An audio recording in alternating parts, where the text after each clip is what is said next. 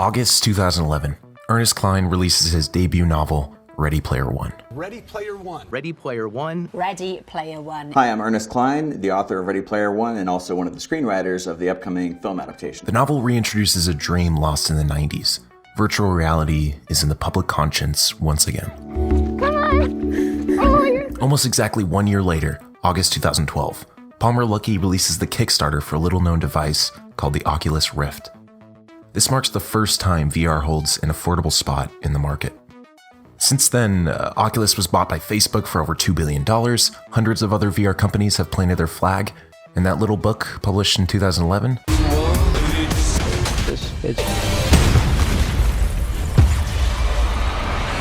well, Spielberg just made it into one of 2018's biggest blockbusters. So how far is our reality from the OASIS superuniverse of Ready Player One? Physically interacting and moving with a virtual environment are two of Ready Player One's standout features that we find lacking in real life. Throughout the film, we consistently see the characters with both their OASIS visors and haptic gloves. Haptic meaning the perception and manipulation of objects using the sense of touch and proprioception. Essentially, the gloves do exactly what you would expect. They simulate touch, feel, and anything one can really do with their hands. While Ready Player One's haptic gloves looks like this, its real-world counterparts looks like this. While both the Dexmo exoskeleton and Haptex prototype gloves appear clunky at first, they solve VR's crucial interaction problem. However, each glove comes with different features. Both give us variable stiffness force feedback to stimulate the sensation of holding on to something. Only the Haptex prototype provides the user with cross-hand touch via a raise along the inside of the glove. This allows the Haptex to provide the user feedback by pushing against the skin, the same way the virtual object in question would in real life. While both have motion capture, the Dexmo is wireless, while the Haptex is tethered currently.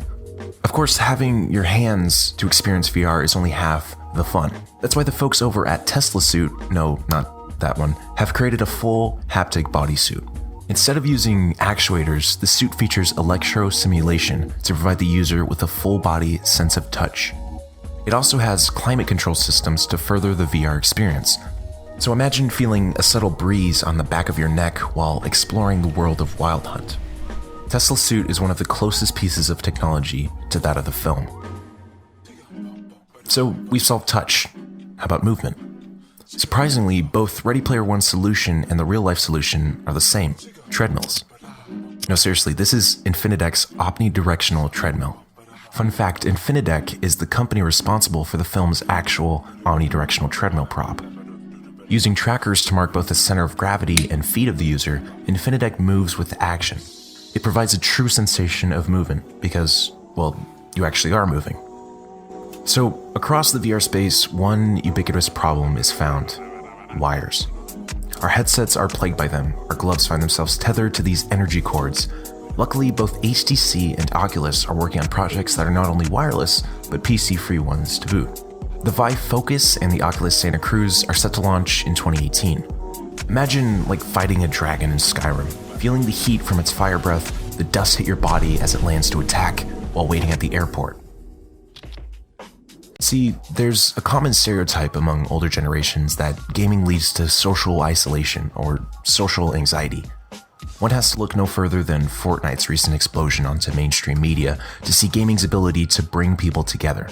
What VR allows us to do is bring the fantasy, the adventure, the community of gaming, and mesh it with the physical. Take the way VR, the real-life equivalent to, say, the distracted globe in Ready Player One, where people from around the world can hop on and watch a concert live with each other, or the infamous VR chat. But don't let the memes fool you. Well, what could be a groundbreaking new treatment against opioid addiction is happening in Nashville. Isn't this wild? Wow. Virtual reality is helping addicts tap into the source of their addiction.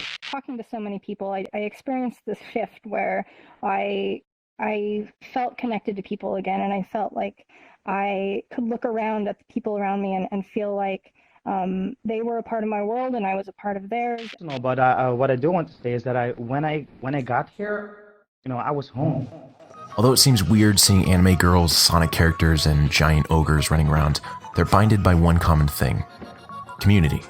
Although Ready Player One's real world is bleak and its characters find joy and meaning in the virtual world, what VR in this dimension presents us is the chance for the first time in human history to create new realities, to go beyond what is physically possible, to bring communities together in no other way. Perhaps one day we'll look back at VR's humble beginning and see all that we've made into a reality.